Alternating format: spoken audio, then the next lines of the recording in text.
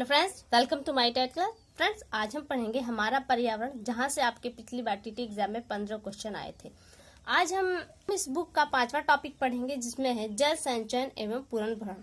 इस टॉपिक से भी आपका एक प्रश्न आपके एग्जाम में आया हुआ था। इस टॉपिक में आपको जल को व्यवस्थित करने की बात बताई जाएगी, जल को कैसे संचित करें और इस संचयन प्रक्रिया आपके पुनर्भरण में जल स्तर को बढ़ाने में कैसे हेल्प होगा, ये भी आपको बताया जाएगा। तो यहाँ पे एक छोटी सी कहानी है जो आपके लिए नहीं है। हम आगे चलते हैं। आगे देखिए दिया है पृथ्वी पे जल की उपलब्धता। वैसे जहां तक आप लोग जानते ही होंगे कि पृथ्वी पे जल का कितना महत्व है और वो कितने प्रतिशत में है। तो यहाँ पे हम देख लेते हैं, पृथ्वी का 3/4 भाग जल से घिरा है। 3/4 मतलब कि अगर हम पृथ्वी को 4 पार्ट में डिवाइड करें तो उसके 3 पार्ट जल से डूबे हुए हैं। एक पार्ट आपको भूमि क्षेत्र में मिलेगा। और ये जो जल है, जितना जल है उसका 97% भाग आपको समुद्र में पाया जाएगा, 97%, और 3% आपको मीठे जल के रूप में मिलेगा। समुद्र का जल खारा होने के कारण इसका उपयोग पीने तथा सिंचाई में नहीं होता। इसी प्रकार बर्फ के रूप में हिमनदों, पर्वतीय चोटी एवं ध्रुव पर पाए जाने वाले पानी भी प्रयोग में हम अपनी आवश्यकता के लिए सीधे नहीं कर सकते, क्योंकि ये जो पहाड़ों से बर्फ होती है ना, ये जब पिघल के नदियों के रूप में हमारे पास आती है तभी हम इसका प्रयोग कर सकते हैं, वरना हम इसका प्रयोग नहीं कर सकते। यह भूमि के अंदर जल, यानी कि जो भूमि के अंदर जल है उसे भूजल, और भूमि के ऊपर जो जल है वो भूसतही जल कहलाता है। अर्थात नदियों, तालाबों, पोखरों आदि के पानी को हमारी आवश्यकता की पूर्ति होती है। हमें भूजल एवं भूसतही जल प्रकृति द्वारा कम मात्रा में प्राप्त है। दिए गए चित्र में देखें और पृथ्वी पर संपूर्ण जल की स्थिति तथा अपनी संपूर्ण शुद्ध जल की स्थिति के विषय में जाने। तो देखिए यहाँ पे ये जो चित्र है बहुत ही ज्यादा इंपॉर्टेंट है, खासतौर से सीटेट के लिए तो मोस्ट इंपॉर्टेंट है।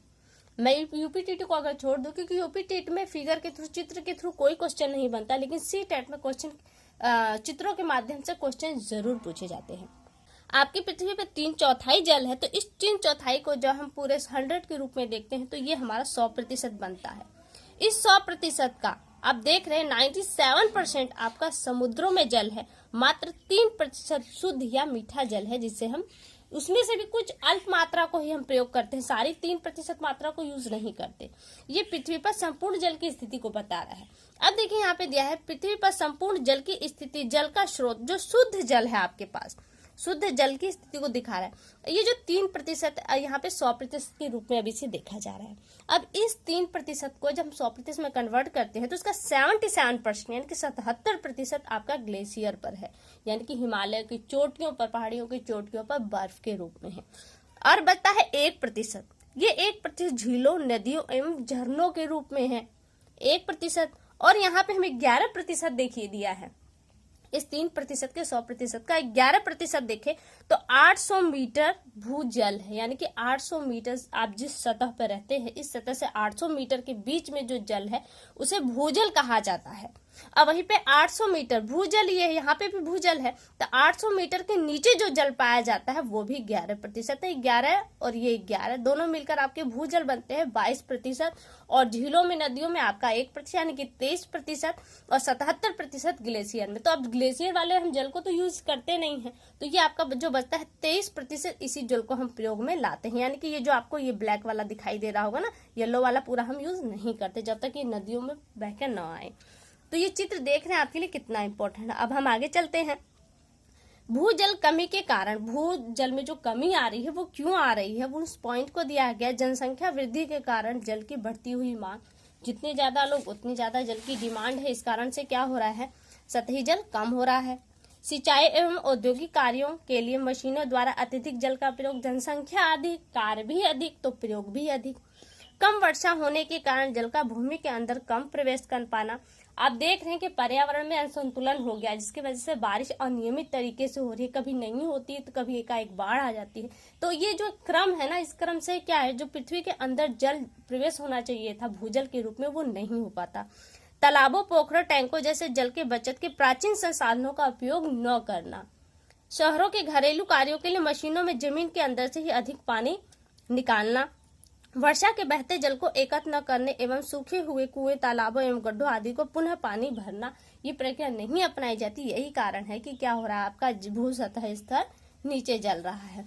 अब यहाँ पे जो मोस्ट इम्पोर्टेंट है वो देखिए, ये आपका मोस्ट इम्पोर्टेंट है, संचयन एवं पुनर्भरण, जो पूरे टॉपिक की जान है। क्या है इसको एकदम बारीक से देखिए। धरती पर वर्षा का जल मीठे पानी का स्रोत है। मीठे पानी का सबसे बड़ा स्रोत आपका वर्षा जल है। ठीक है, इस बात को ध्यान दीजिएगा। वर्षा का जल रिस रिस कर धरती के नीचे गहराई में चला जाता है, रिस कर धीरे धीरे, और जल का इस प्रकार अपने आप भूमि के अंदर जाना जल की प्राकृतिक पुनर्भरण कहलाता है। अपने आप भूमि के अंदर जाना क्या कहलाता है? प्राकृतिक पुनर्भरण। वहीं आगे दिया गया पुनर्भरण वर्षा जल तालाबों, झीलों, बांधों, खेतों की सिंचाई आदि से अपने आप होता रहता है, इसे करने की जरूरत नहीं पड़ती। आगे दिया है कि हम घरों में अपनी आवश्यकता पूर्ति के लिए जल के घड़ों, बाल्टी, टंकी आदि में संचित करके रखते हैं। इसी प्रकार तालाबों, पोखर, बांध आदि बनाकर जब वर्षा के जल को हम रोक कर रखते हैं तो उसे वर्षा जल संचयन करते हैं। यानी कि वर्षा के जल को हम किन माध्यमों से रोकते हैं? तालाब, पोखर और बांध के माध्यम से जब वर्षा के जल को रोकते हैं तो ये क्या कहलाता है? आपका जल संचयन।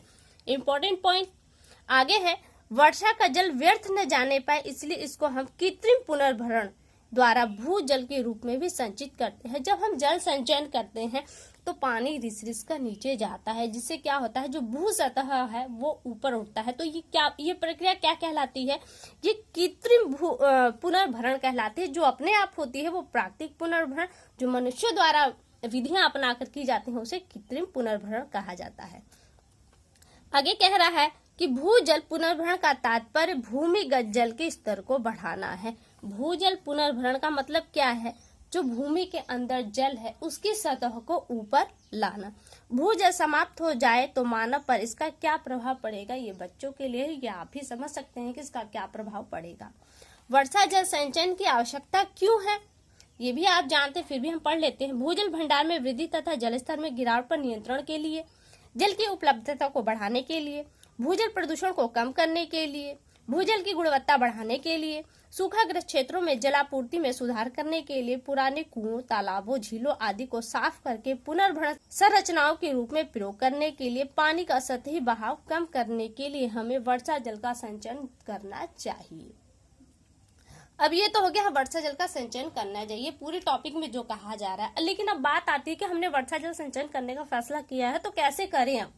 तो हाँ, आगे देखिए, संचयन पुनर्भरण करने की विधियां, यानी कि पानी को आप संचय करते हैं या फिर भूजल सतह को पुनर्भरण करना चाहते हैं तो उसकी विधियां कौन कौन सी हैं, थोड़ा सा पढ़ लेते हैं। भूजल पुनर्भरण एवं संचयन की अनेक वैज्ञानिक विधियां हैं।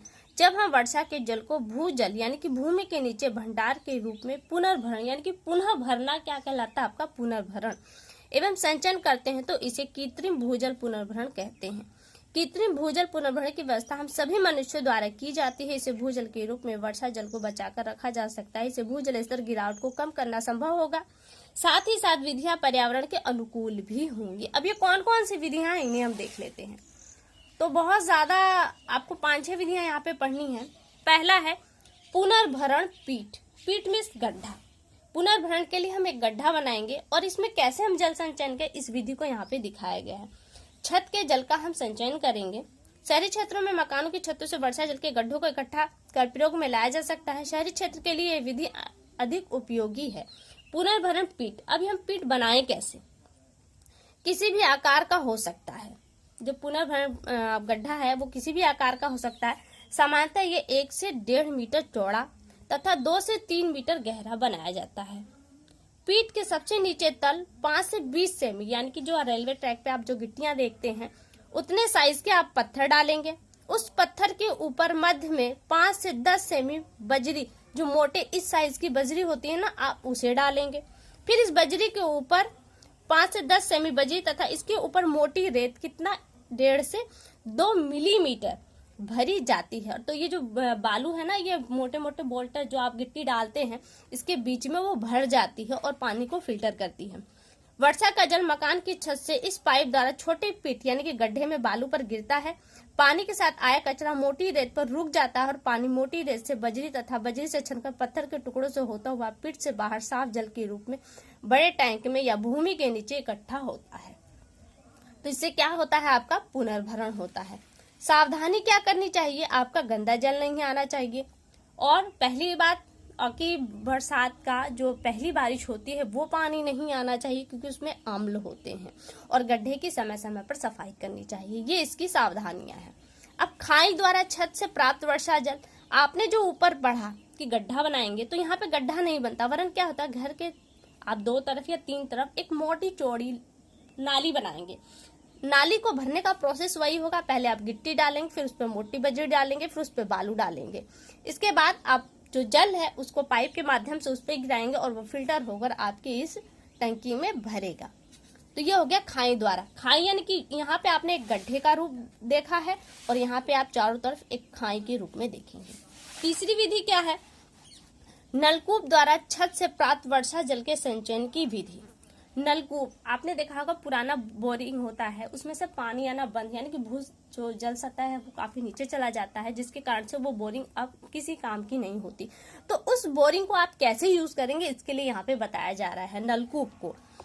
ये इस विधि का प्रयोग ऐसे नलकूपों के लिए किया जाए तो सूख गए हैं। तो पहली विधि क्या है, इसमें देखिए, छत के पानी को नलकूप द्वारा नीचे जलाशय में ले जाने के लिए वर्षा जल को एक टी आकार की पाइप में फिल्टर लगाकर, ताकि जो छत से पानी आ रहा है, क्योंकि वो डायरेक्ट कहाँ जाएगा, आपका भूजल में जाएगा, तो आपको पहले ही फिल्टर लगा के पानी को साफ करना है, यानी कि गंदे वाला पानी उसमें न जाए।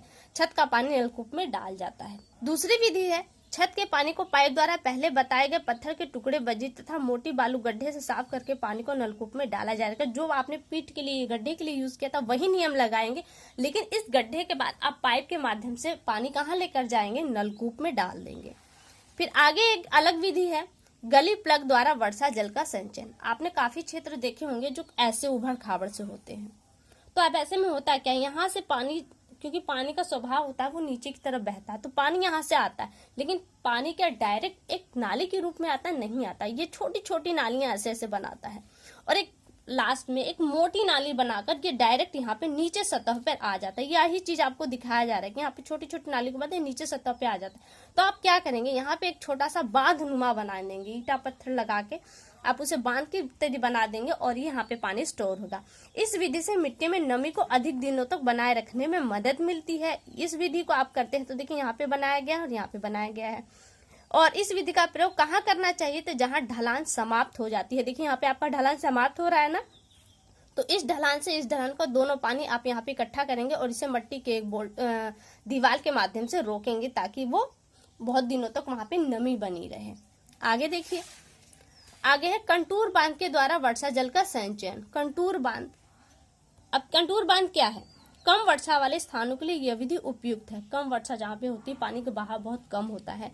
इस विधि से वर्षा का जल समान ऊंचाई वाले ढलान पर चारों तरफ बांध बनाकर रोका जाता है।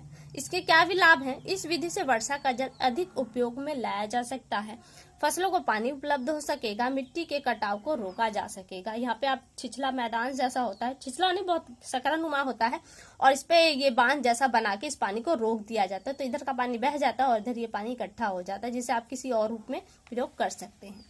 चेक डैम, नाला बांध के द्वारा वर्षा जल संचयन। चेक डैम का निर्माण बहुत कम ढलान वाली छोटी जल धाराओं पर किया जाता है।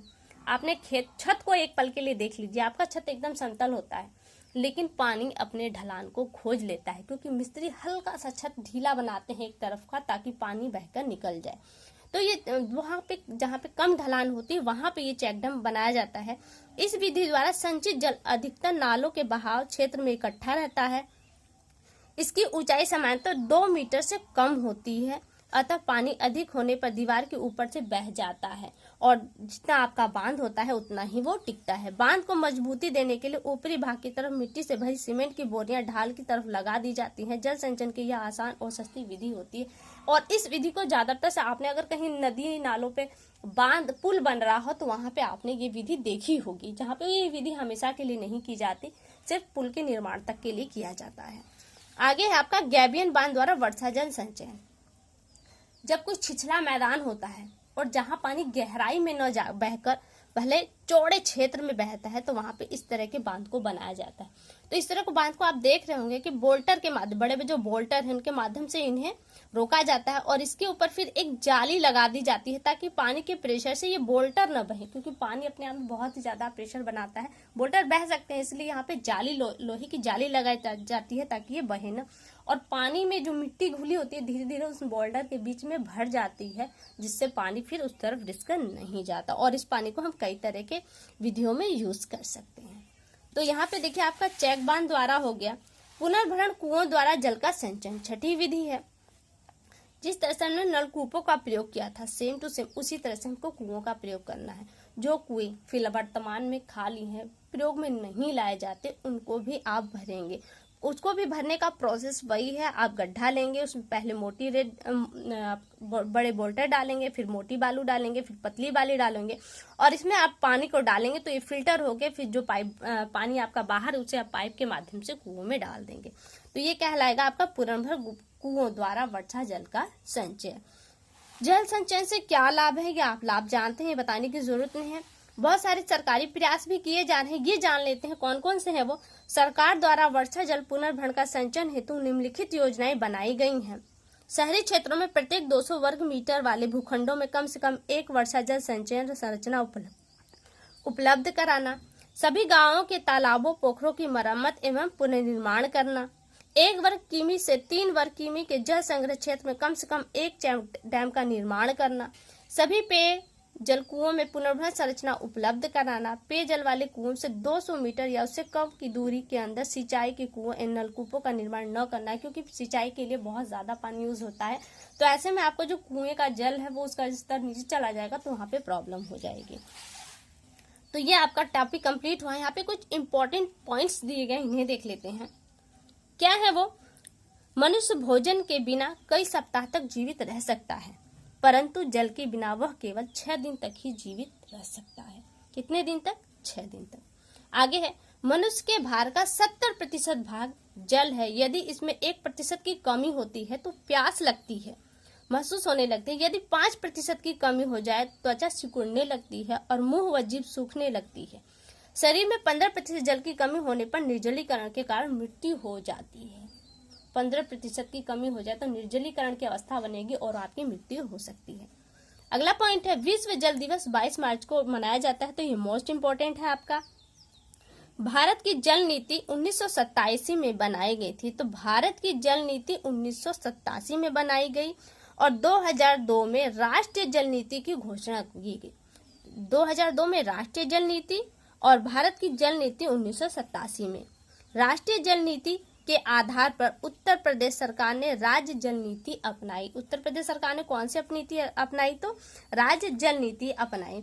राष्ट्रीय जल नीति में जल को दुर्लभ एवं बहुमूल्य राष्ट्रीय संसाधन के रूप में माना जाता है। आगे है, राज्य जल नीति में घरेलू आवश्यकता और पीने के पानी की आपूर्ति को सर्वोच्च प्राथमिकता दी गई है। तो यहाँ से आपके इंपॉर्टेंट पॉइंट्स कंप्लीट हुए। क्वेश्चन आंसर है जो हमारे लिए नहीं, आगे देख लेते हैं हम लोग।